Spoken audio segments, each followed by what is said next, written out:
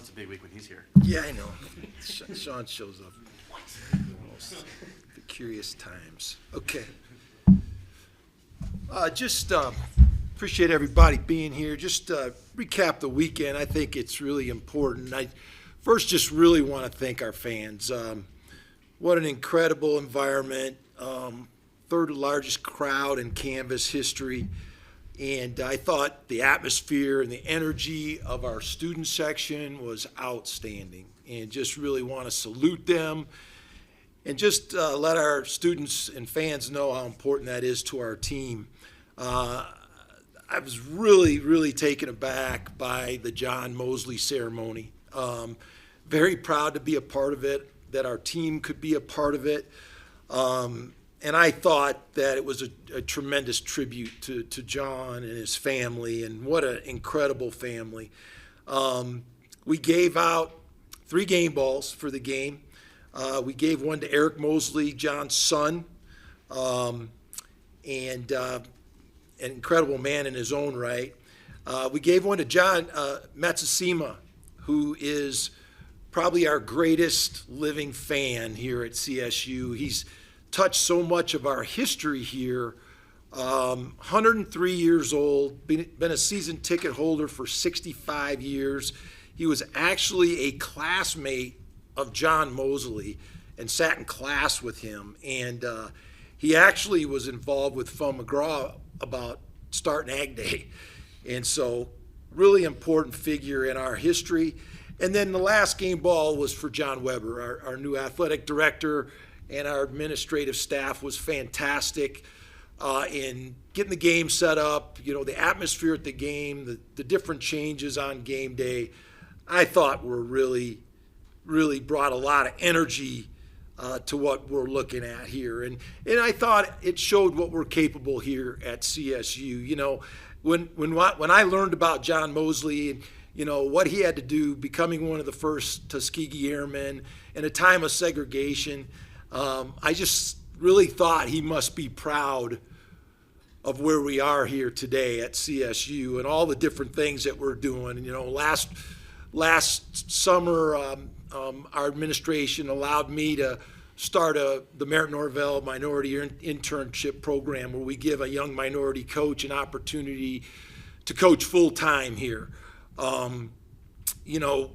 Back in John Mosley's day, he couldn't even stay in the same hotel with his team when they traveled. And to see where we are today, I'm very proud. We have one of the most diverse rosters in the country.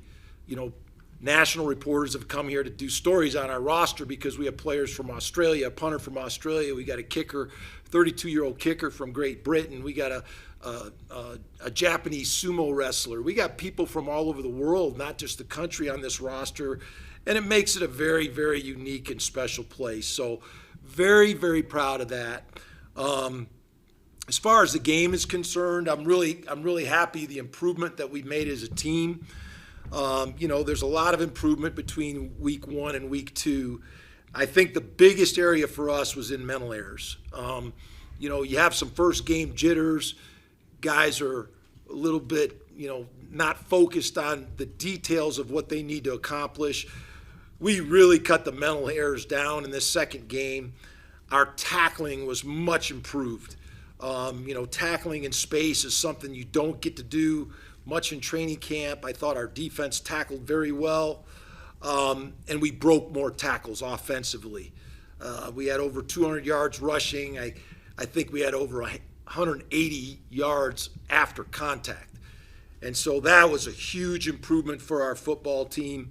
And, we gave a game ball to Kenyon Agers, young defensive end who's really coming into his own. And we gave another game ball, 5 of them actually, to our 5 starting offensive linemen and Coach Best, our offensive line coach. What a fabulous job our line did, and they continue to improve. We're really excited to come back and play at home again this week. One of the things about this season is that we play 4 teams from the Front Range. We just played Northern Colorado, and this is the second one we get to play in Colorado. The Rocky Mountain Showdown is this week. We're playing in Canvas Stadium. First time on campus since 1996. First time in Canvas Stadium, which is our gem of a stadium, which we're very proud of here. Playing for the Centennial Cup, and it's always a special thing to play in a rivalry game, and this is certainly one of those. And our kids know how important it is to play in a game like this. As far as CU's concerned, very similar to last year in the personality of their team and the strengths of their team. Everything starts with their offense and their quarterback, and they're very, very capable of being very explosive. They have a lot of speed at wide receiver with Hunter and Horn and Wester. They mostly attack through the air, and everything goes through the quarterback, through Sanders. And so we're going to have to do a good job of containing that. They can be explosive, and when they make explosive plays, they're very hard to slow down. And I thought Nebraska did a nice job against them. And, they have a new coordinator, Pat Shermer. He's a very experienced coordinator. I've known Pat a long time. And, so he's got a very, diverse scheme that we have to be prepared for. Defensively, they have a new defensive coordinator, Robert Livingston, very experienced, comes from the National Football League. They really have built this defense to rush the passer and play man coverage, and that's what they do. They play a lot of man, and they try to rush the passer. Obviously I'm very impressed with Travis Hunter, and was impressed with him last year, but really dynamic player, playing at a high level. And really am impressed with number 20, their inside linebacker, Levante Bentley. I think he's a fabulous player. Plays downhill, very explosive. We have a team that has got to get better every week. We have a lot of young players that are helping some very experienced players, but those young players are key to our success. We build our program on grit, fundamentals, physicality, and effort, and we got to have that every day we go on the field. And, we have a lot of respect for Colorado. We have a lot of respect for what they're capable of doing as a team. They have a lot of talented players and experienced coaches. And, the team that is prepared, that plays the best on Saturday and makes the least amount of mistakes will win the game. And that's certainly something that we're working to prepare to do. Jay, you've been through a lot of these rivalry games, no matter where they are. They're all different, but is there a formula you found for keeping the focus on the game and maybe tapping into the outside energy? Yeah, I think first of all, there's just naturally going to be energy, okay? And when you play a passionate rivalry game, there's going to be energy. I think we have to do a better job of controlling that and really focusing it the proper way. We had too many penalties last year. We had a team meeting today, and we kind of framed the game and talked about last season. We lost a double overtime game where we had 18 penalties. We had 4 turnovers, 2 in the red zone. We had 3 touchdowns called back. Okay, and so you just can't win games that way. And it was still a double overtime game, and a game that we should have won. And so we have to correct those areas, and we have to be better. We've got to be better at the end of the game. Most games come down to the last 4 minutes where you either have to seal it or steal it. That's just it. You got to seal the game by 4 minutes. We've worked very hard at that. We had an opportunity. We had a 4-minute situation at the end of this last game, and I told our offense, I said, we've been working on this all off season. Let's move the ball down. Let's get first downs, and I'd like to finish the game with the ball in our hands, and we did run it down and score.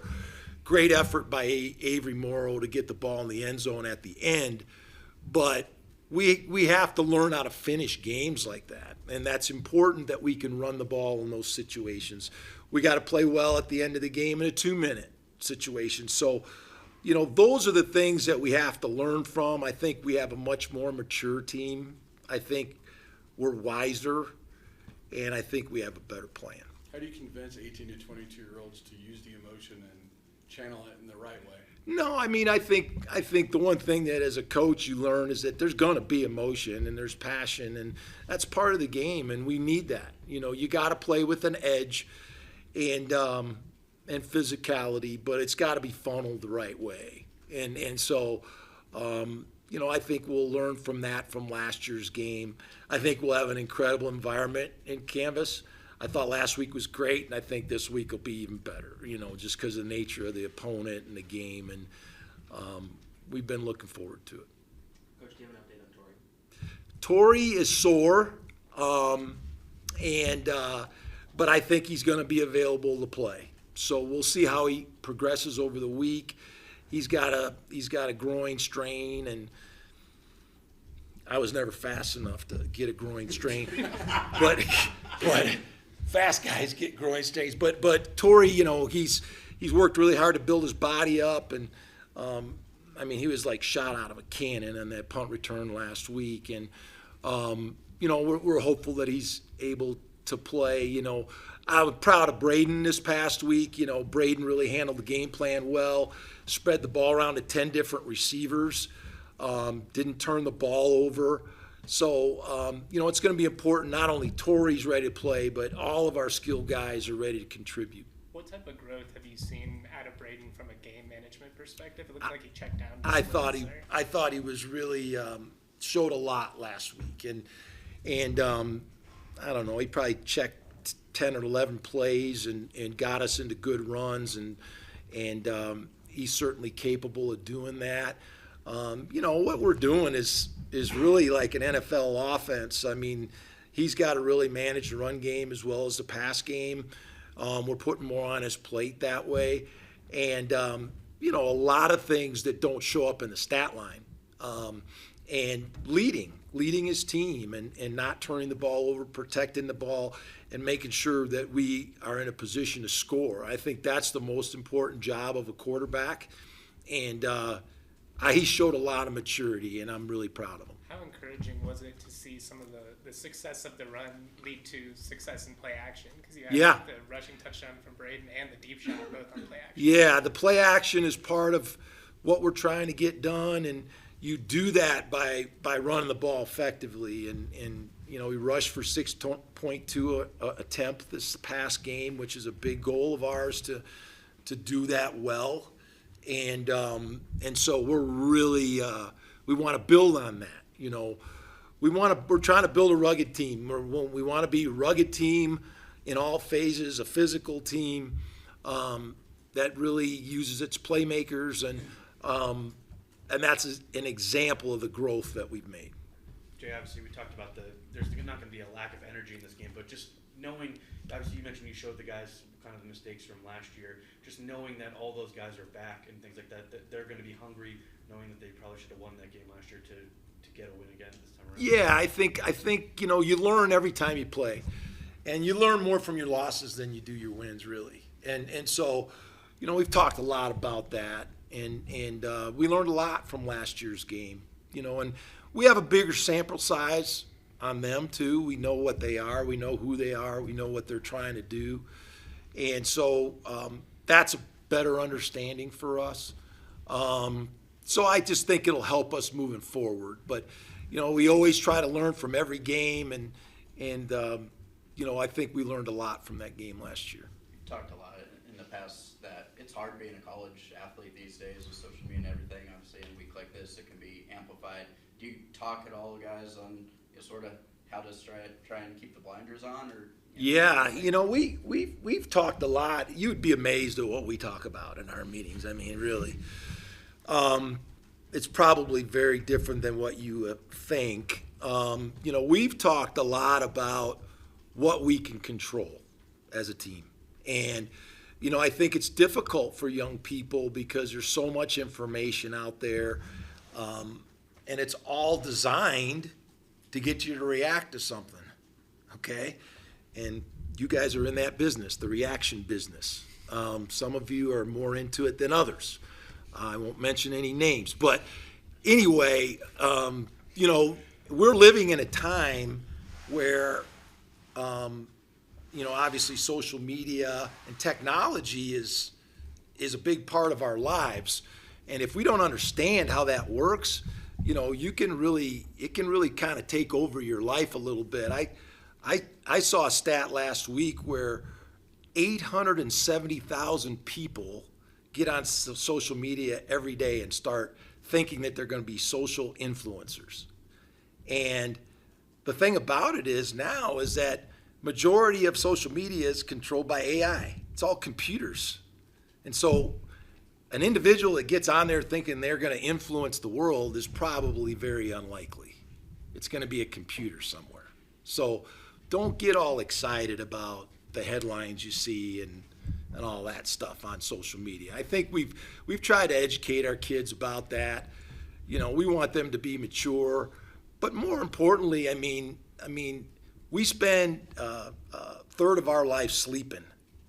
What are you going to do with the other 2/3 of your life? And are you going to let other people dictate that, or are you going to dictate it? And so, that's what we want our kids to do. We want our kids to be the very best that they can be.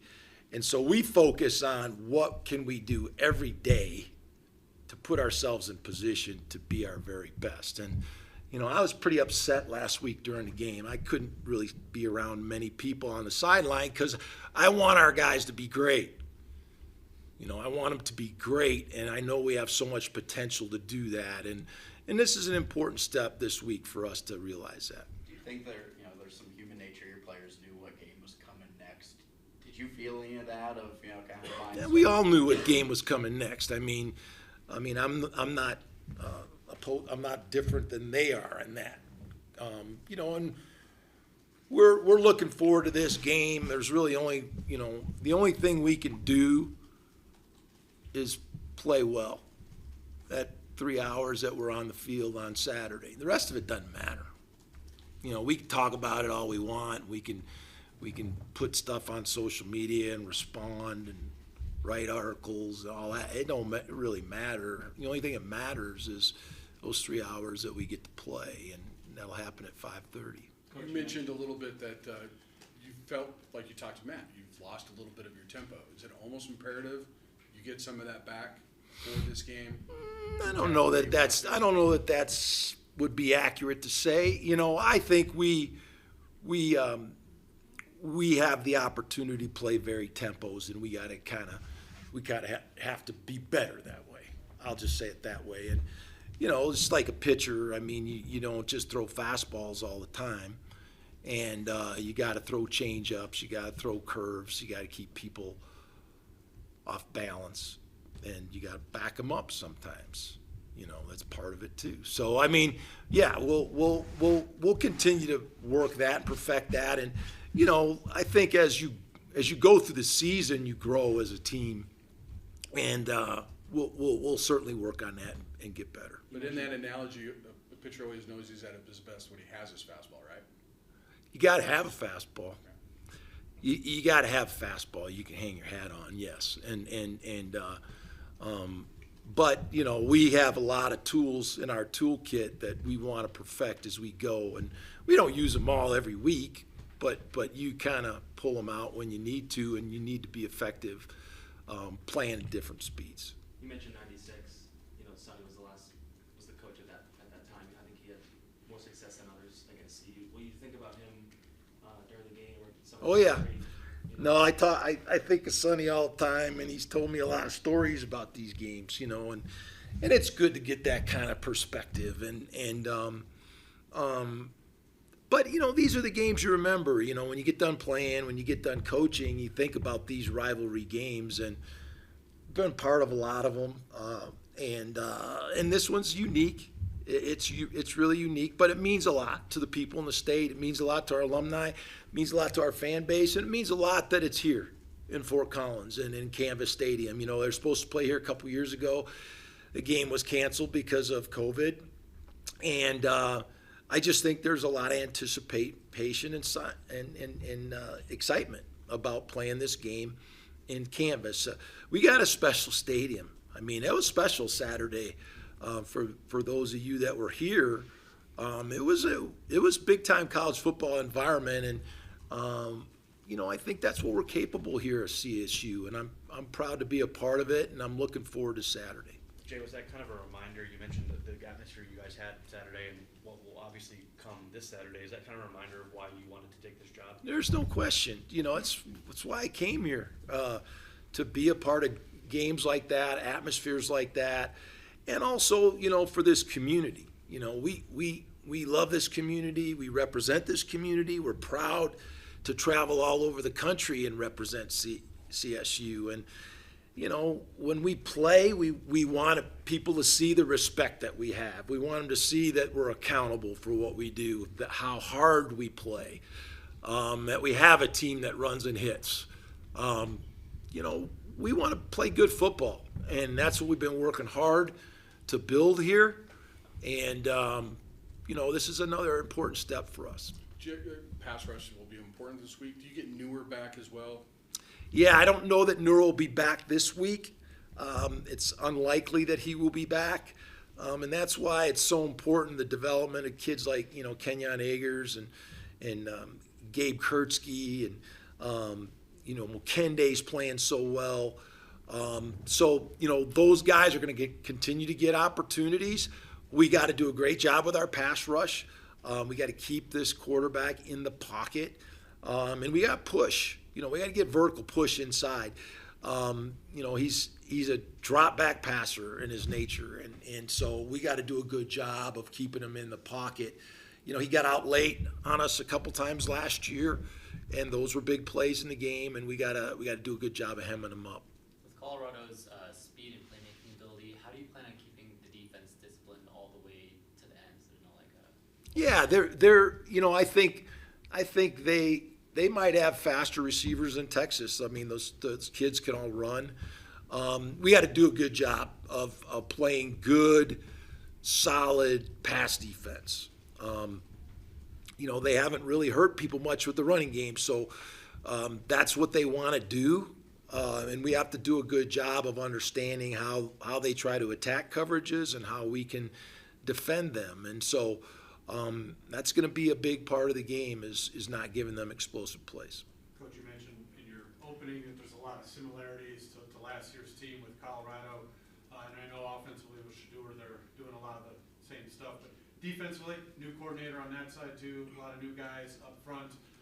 Do you see anything differently on defense from Colorado compared to last year in how you're going to make Well, an attack? I can only speak about the first two games they've played.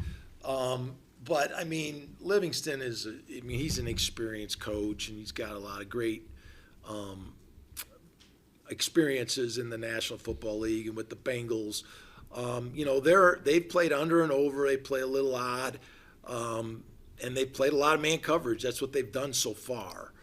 Now, they sprinkle in some Tampa 2 and third and long, but that's what they've shown that they've want to do. Now, they're capable of playing other things, and they're capable of showing other things, but that's what they've shown so far. And so, they seem to want to be pretty simple, and and we have to be prepared for all the things that they're capable of doing.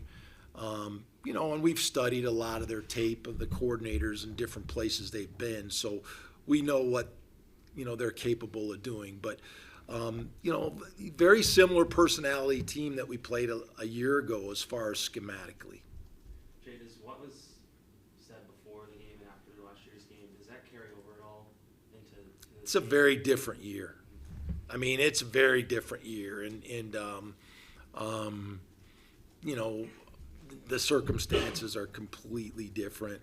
I will say this, this is an emotional game. It has been for well before I ever came to CSU and before this season. And there's been a lot of bad blood, over the years in this game. But rivalries are what make college football special. And really it's insignificant. The things that happen that surround the game really don't affect the game. It's what happens on the field that matters. And so that's all we're focused on. I'm glad Travis is healthy, after last year. Him and Henry had an exchange after the game. They're kids. These are college kids that are in college to play football, and there's no ill feelings or bad blood in any of that. So, we're going to keep our focus on playing the game, and we're excited to play the game here, and it should be a great game.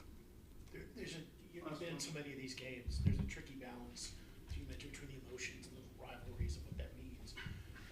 Do you hope that the fans keep safety and decorum in mind while also enjoying that, because there's so much of it? Again, you played. Oh, yeah. Played and coached so many big games. Yeah. There's a tipping point where you want to keep it. On. Yeah, there's a lot of rivalry games, and I just hear stories of some of the old, Rocky Mountain showdowns in Denver and Mile High and tear gas and all that kind of stuff. We don't really need that. It's a college football game. Everybody should have fun. Fans yell at the other team. That's part of it. There's probably going to be some ill words said. That's part of it. But as far as physical harm or violence, we don't want anybody to get hurt. And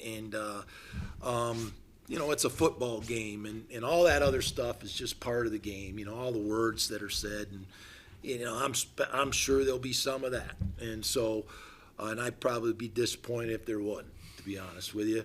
So, but that's part of the game, And when we go on the road, we have to deal with it. And we get 7 home games this year, and we want it to be a tough environment. So, and I thought it was a great environment last week, and I expect it to be even better this week. Thank you. Thanks, guys.